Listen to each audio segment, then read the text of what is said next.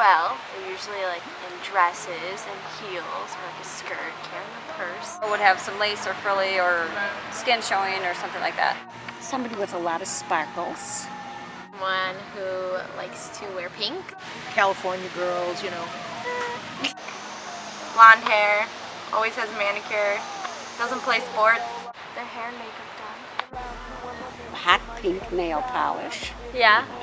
Sometimes hot blue polish. And very short skirts. Superficial things on her so that it takes to distract from her real personality.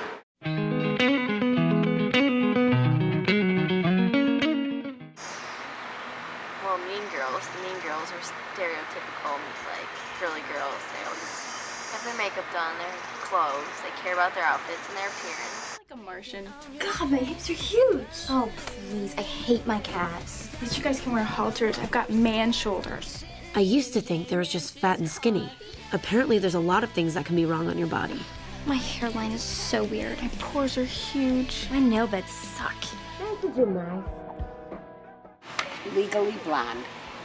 Definitely a girly girl. And she wore high heels. She was very girly-like and very pretty. She flirted, and she knew how to walk like a girl.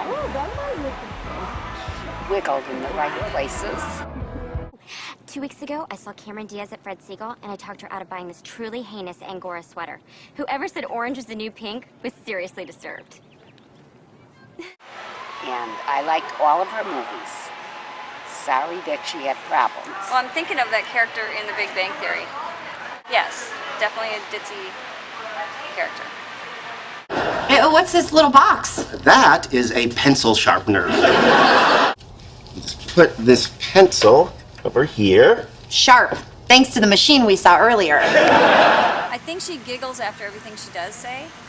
She doesn't pick up on innuendo very well. One Tree Hill with Brooke, who is like the head cheerleader, and she always has to have on the tight little outfits and always has her makeup done and always looks good, and she's like the queen of the school. That is perfect example of a girly girl. Okay, so Brooke shops for homecoming dresses, and they're pink and it's sparkly and it's tight and it shows off her cleavage, and she has to get the highest high heels to wear, and that is an example of being a girly girl. She gets her makeup done also. Okay. I would say Blair Waldorf from Gossip Girl is up there as a girly girl. That headband is giving me Hillary Clinton flashbacks. The bad kind. Oh, yeah, I would never wear it myself. I just have it on because I'm playing Claire. Humphrey, these pathetic people are playing us. I mean, really, they look like they work in a thrift store. I think it's just the show in general. She's a very high fashion sense, and she's disgusted by anything that's not clean and frou-frou-y. Extraordinarily tough. I think the tomboys have their hair cropped short. Basketball shorts and t-shirts. They get along with the boys better. And like long shorts, sports shorts, big t-shirts, gym shoes. Maybe their hair's always in a ponytail. Like maybe like a button-up shirt with a collar. Doing all kinds of climbing things and climbing mountains and camping out, riding horses. They don't believe in looking and dressing very nice and just more like being comfortable. Pretty much me right now.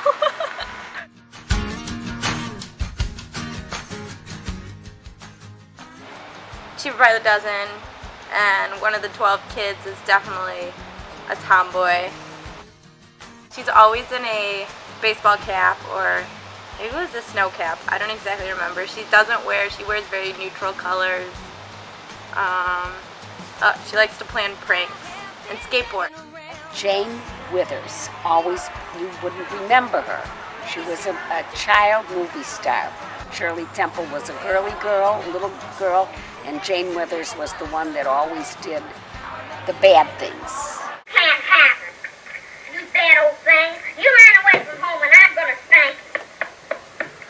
If you give her to me, I'll take care of her. I'll wash her face and make her some clothes and everything. You can't have her. You wanna know why? Because I'm gonna kill her. Happy, happy, happy. She's the man. Haha. Okay, like when she like cuts her hair and like pretends to be a boy playing soccer. She tries to be her brother. She like doesn't care what she looks like. She like cuts her hair really short, wears gym shorts and a t-shirt, and plays soccer with the boys. Rachel Maddow. See you, Rachel. All right. Hey, for once, everybody in Washington is kind of freaking out about the same thing, which makes this a good time to see it. Really strict, and she enunciates and is clear and is direct. And Emily Osment's character Lily portrays a tomboy for like being the skateboarding girl and playing the sports, and she always wore the long shorts and the elbow pads and the sneakers and t-shirts.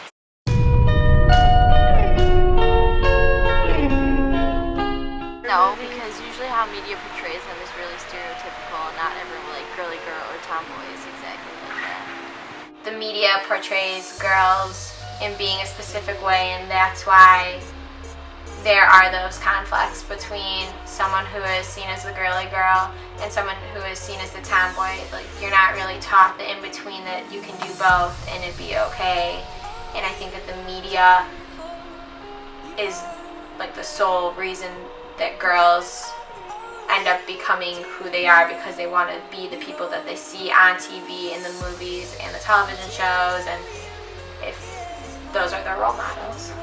I learned more about American women by watching foreign films and seeing what women in France are like, or what women in Turkey are like, or Italy, and then coming back to an American film and seeing how we're portrayed.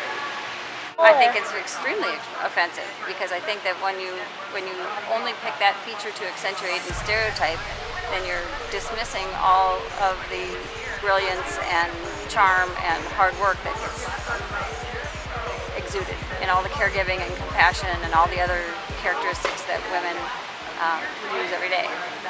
And I think the one thing that's affected me the most just with the communications career is how women are portrayed, especially in broadcast via sports or athletics. A lot of the time the stereotype in sports and athletics is a female reporter needs to be under that, I almost want to say it's a girly girl tomboy. She needs to know sports, but dress like a girly girl and be a tall, blonde, skinny, attractive female, just to, gain the male eye on sports television. So I know out of that there's been issues of sexual harassment, and a lot of these women are talked in like vulgar ways behind their backs, or whether it's online, just because of the way they're portrayed.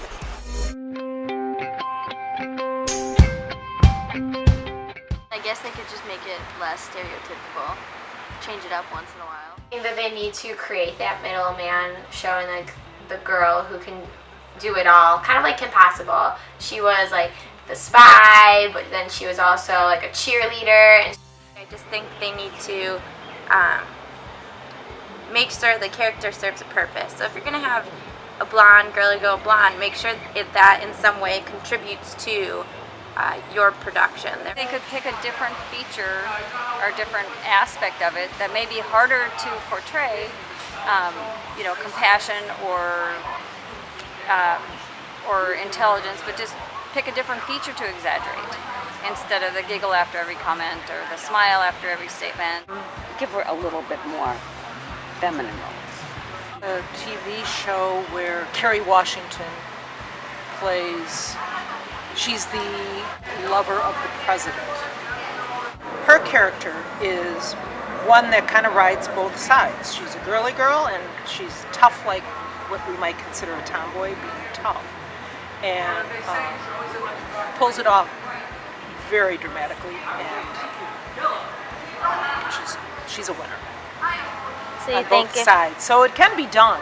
Because you are wrong. I am not wrong. I am very very good at what I do. I am better at it than anybody else. That's not arrogance, that's fact. You know, women are still second-class citizens in terms of employment.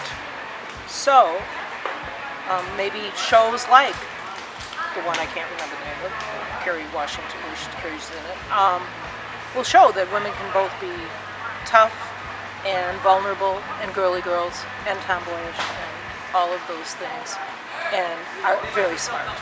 I also think the actresses need to understand, you know, what kind of role they're getting into and how they could be portraying their own specific gender, and whether they're comfortable with that or not. Wake up, wake up, wake the sun. Wake up, ain't like a chain. Wait for the first train. Oh, how the walls of the station to arrest my imagination.